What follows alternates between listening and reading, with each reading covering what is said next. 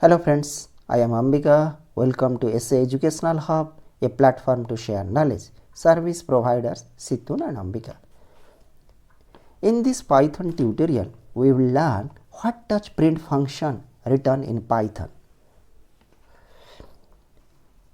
The print function displays text on the screen, but unlike input function, len function and pow function, it does not have to return anything.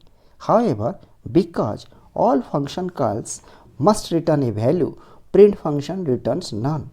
None is used as the return value of print function. In Python, none is a special literal that represents the absence of a value. This value may be referred to as null, nil or undefined in other programming languages. None is the only value of the non-type data type. None is not same as the 0 or an empty string. Example, print hello is assigned to a, print a, the output will be hello and none. In this Python code, the first statement does two things. It assigns the return value of print function to the identifier a and print the string hello in the screen. The second statement print the value of a, that is the return value of the print function.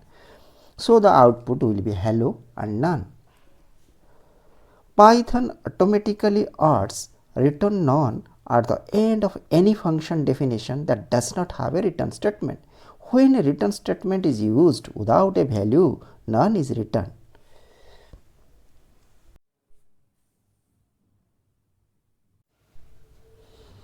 Open the Python IDE or any text editor. Then type these Python statements and run it.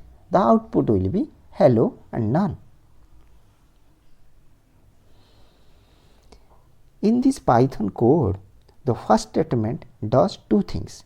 It assigns the return value of print function to the identifier a and print the string hello in the screen. The second statement print the value of a, that is the return value of the print function.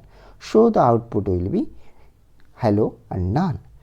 Python automatically adds return none at the end of any function definition that does not have a return statement. When a return statement is used without a value, none is returned. Thanks for watching. Please like, share and subscribe to our channel. Contact us ambikarai27@gmail.com.